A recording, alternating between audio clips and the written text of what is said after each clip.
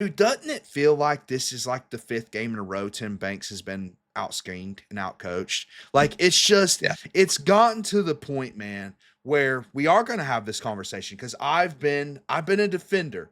I've said kind of like you, Blake. It's like, listen, he had a great year last year. He led a great defense.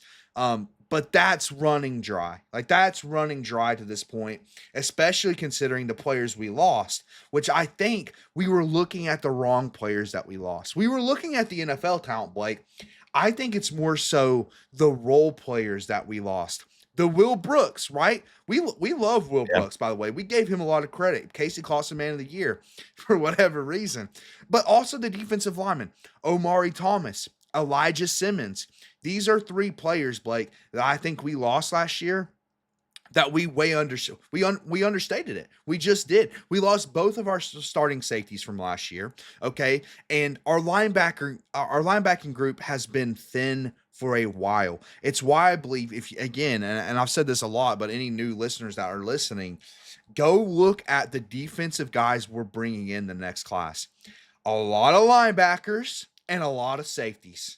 That should tell you that the current staff doesn't believe in the linebackers and safeties on the roster. They don't, which is good. You've evaluated the right thing, but they were giving us that tell because that's been the case for months now. That was the case before the season, Blake. Right. So that should have been a tell for us. Like, hey, fans, like these position groups are going to suck this year. And by the way, they've sucked this year.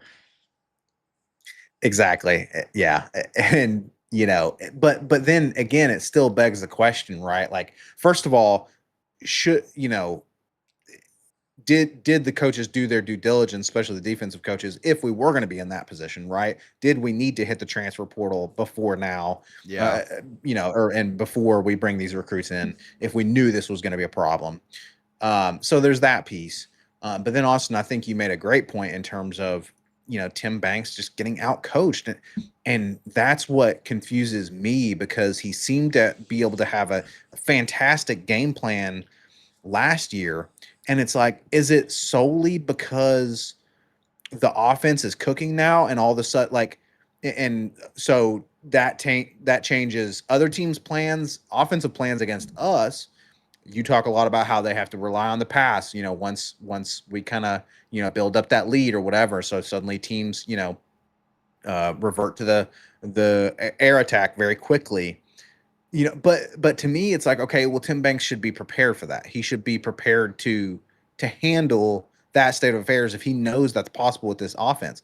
I don't know, man. I don't get it. To me, the reason, like you said, we've been defenders of Tim Banks, and not wanting to jump the gun too much, but we're at a point now where I don't think it's just the holes in the talent and the Yeah. holes in the depth. I agree. I'm like, because like you said, he's just getting out Well, schemed. Blake, on a defense that has two projected first rounders playing, we have three total. One's not playing, which again, we've talked about the loss of McCoy is huge. But you have two projected first rounders on your team currently, and you're giving up 34 to Kentucky. Blake, coming into the game, Cutter Boley on the year had 4 touchdown passes. In this game, he had five. He had five. He matched his season total +1 against our defense. And you cannot tell me this defense does not have talent. It has talent. It does. It has a lot of talent, man. And it has a lot of depth on the defensive line. I don't think the depth on the defensive line is the issue. I think the interior defensive line isn't as good as stopping the run. And I think the linebackers or safeties are a huge problem. But I also think Tim Banks doesn't put his guys in position to make plays. One thing that's frustrated me, like one theme on the year, if you go back to the Syracuse game, I talked about after that game, wow, Tim Banks did a really good job of simulating pressure in that game. What does that mean?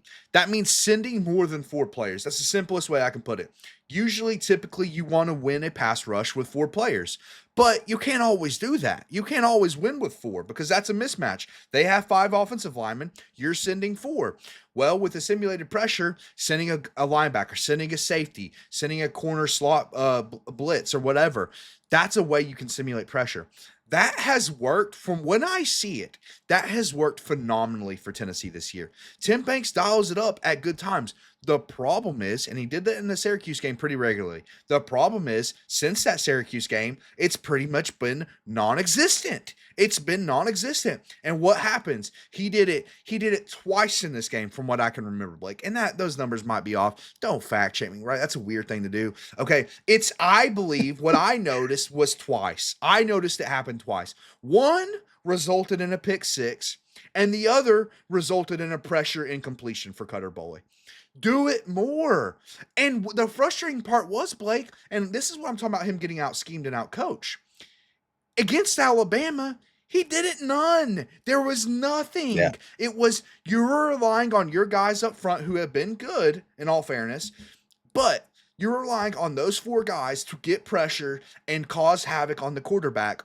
And those four only. He didn't send any simulated pressure at the quarterback against Alabama. And what was the big theme for that preview, Blake? It was, you got to get pressure on Ty Simpson. He's a different player when you get pressure on him. So this is what I'm talking about, man. It feels like every single week. And really, this dates back, Blake. This dates back to January. Ohio State. Okay, this is when I felt like the Tim Banks woes really started, which Right. is, you have come into the game with what I believe is the worst possible game plan. You've come into the game with Yeah. just like okay, you're like, oh, against Ohio State, let's go man coverage, rely on Ricky Gibson, who's a good player, but he's, average to above average player. Like, he's not great. Let's rely on Ricky Gibson to go guard Jeremiah Smith one-on-one man coverage all day. Well, how did that work out, Blake? It was awful. It was awful for Not good. 4 quarters. Not good. Not good. And then it's like, it's just more and more this year. It's Arkansas game when it's like, wow, you're sending a lot of heat. You're getting pressure on the quarterback. It's going really well to start the second half. And then what do? You get into this. And then you stop. Exactly.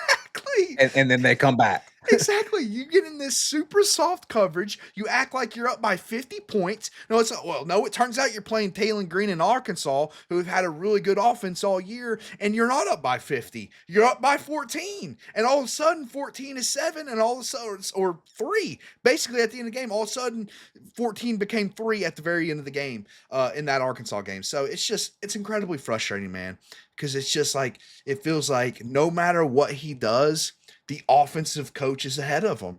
And it's felt that way all season this year. Yeah, absolutely. So I don't know. Some folks in the chat go big damn orange, saying replace Banks. Look,